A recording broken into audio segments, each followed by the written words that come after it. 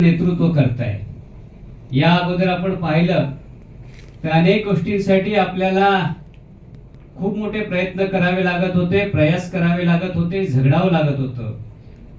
पण ही परिस्थिती आपल्या कोकणातल्या प्रत्येक क्षेत्रामध्ये आपल्याला पाहत असताना, आपल्या प्रत्येक कोकणातला प्रत्येक माणूस या प्रत्येक क्षेत्रात पुढे जाण्याचा प्रयत्न करत असताना कुठेतरी त्याला आधाराची गरज होती, कुठेतरी त्याला कोणीतरी आपल्या समस्या जाणून घेऊन त्याच्यावरती कायमस्वरूपी उपाययोजना करण्याच्या दृष्टीने करण्याची आवश्यकता होती। आणि हे गेल्या काही काळात भारतीय जनता पार्टीचं सरकार आल्यानंतर आपल्याला पाहायला मिळतंय। आज व्यासपीठावर असलेले आशिषजी शेलार साहेब असतील, प्रमोदजी जठार साहेब असतील, विनोदजी तावडे साहेब असतील, किंवा आज नितेशजी राणे असतील, रवींद्र चव्हाण साहेब असतील, या सगळ्या मंडळींनी कोकणासाठी भारतीय जनता पार्टीच्या कार्यकर्त्याला ताकदीने बळ देण्यासाठी खूप मोठं काम केलेलं आहे। अनेक ठिकाणी जिल्ह्यात ही मंडळी रात्रंदिवस काम करताना आम्ही सगळ्या लोकांनी पाहिलेलं आहे। आज त्याचाच परिपाक म्हणून जरी पक्षाची सत्ता आलेली असली तरी अजूनही कोकणामध्ये भारतीय जनता पार्टी अधिक ताकदीने आणि मजबूतीने उभं करण्यासाठी ही मंडळी रात्रंदिवस काम करतायत। काही दिवसापूर्वी प्रमोदजी जठार साहेबांना आमदार झाल्यानंतर त्यांनी जो कोकणाचा दौरा सुरू केलाय, या अगोदर कधीही आपल्याला एवढ्या ताकदीने पाठीमागे उभं राहणार कोण भेटत नव्हतं।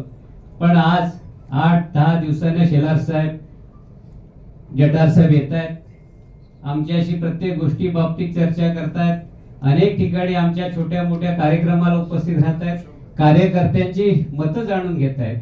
आणि त्यामुळं आज एक वेगळ्या प्रकारचं वातावरण तुम्हाला या ठिकाणी पाहायला मिळतंय। आज साहेब आपण बघितलं तर भारतीय जनता पार्टीमध्ये विविध क्षेत्रातील आणि विविध पक्षातील अनेक मंडळी या पक्षामध्ये आज येताना दिसत आहेत। साहेब आपल्याला या अगोदरचाही कोकणातला आणि विशेष करून रत्नागिरी जिल्ह्यातला इतिहास माहित आहे। पक्ष संघटना आणि पक्षाच्या बाबतीत आपण कशा पद्धतीने होतो हेही आपल्याला कल्पना आहे। पण साहेब हे चित्र आता बदलताना दिसतंय। आपण जर या स्थानिक स्वराज्य संस्थांच्या निवडणुकीचा जर विचार केला तर साहेब या वेळेला आपण रत्नागिरी जिल्ह्यामध्ये 4 जिल्हा परिषद सदस्य आपले निवडून आणलेले आहेत, पंचायत समितीचे आपले 14 सदस्य निवडून आलेले आहेत, 2 नगराध्यक्ष आपल्या पक्षाचे आहेत, 28 नगरसेवक आहेत आणि 4 स्वीकृत नगरसेवक आहेत।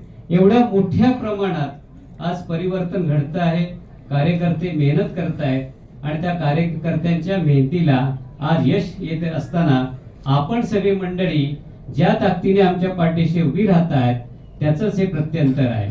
आज त्या निमित्ताने या सगळ्यांना मार्गदर्शन करण्यासाठी आपण आलेले आहेत। त्याचबरोबर आज आपण आपल्या कोकणातल्या लोककलेला खऱ्या अर्थानं राजश्रय देण्याचा काम केलेलं आहे। अनेक वर्ष दुर्लक्षित असलेलं जाकडी आणि नमन या आपल्या लोककलेला आज आपण खऱ्या अर्थानं त्यांना मानधन देऊन प्रोत्साहित करण्याचं काम केलेलं आहे। साहेब ही सगळी मंडळी कुठल्या ना कुठल्या माध्यमातून आम्हा सर्वांशी जोडलेली असतात, अनेक अडचणी त्यांच्या आहेत साहेब। आज आपण या सगळ्या अडचणींचा विचार करता खऱ्या अर्थानं आपली ही ऐतिहासिक परंपरा जपण्यासाठी आपण खूप मोठं पाऊल उचललेलं आहे। कारण दिवसभर काबाड कष्ट करणारा हा आमचा कलाकार संध्याकाळी आजही या विपरीत परिस्थितीमध्ये आपला कला जोपासण्याचं जे काम करतोय, त्यामुळे साहेब कोकणातली ही संस्कृती अबाधित आहे। या संस्कृतीच्या माध्यमातून आजही ग्रामीण भागातला बाज कोकणचा हा आज आपल्या अख्ख्या महाराष्ट्रभर किंवा देशभर आज पाहायला मिळतोय। मी आज या निमित्ताने साहेब आपल्याला एकच सांगेन की सगळी मंडळी अनेक कार्यक्रम करतात, अनेक वेळा मुंबईत आपली लोक असल्यामुळे मुंबईत अनेक कार्यक्रमांना यांना जावं लागतं।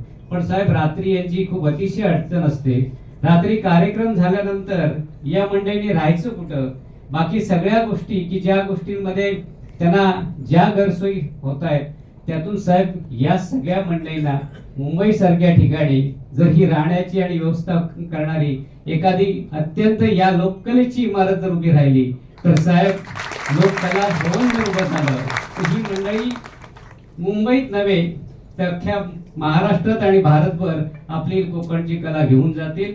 कारण मुंबई हा प्रांत असा आहे की जिथं जी कला पोचली आणि जर वाढली तर जगाच्या कानाकोपऱ्यात आमचा कोकणचा माणूस सुद्धा या कलेच्या माध्यमातून यशस्वी होताना दिसेल. आज या निमित्ताने आणखी एक सत्कार या ठिकाणी ठेवलेला आहे. खरं म्हणजे आम्ही जरी वेगवेगळ्या क्षेत्रात काम करत असलो तरी आम्हाला सहकार आमच्यासाठी खूप मोठा, आमच्यासाठी सहकार हे क्षेत्र खूप मोठं आमच्यासाठी बळ देणारं क्षेत्र आहे, आमची ताकद आहे.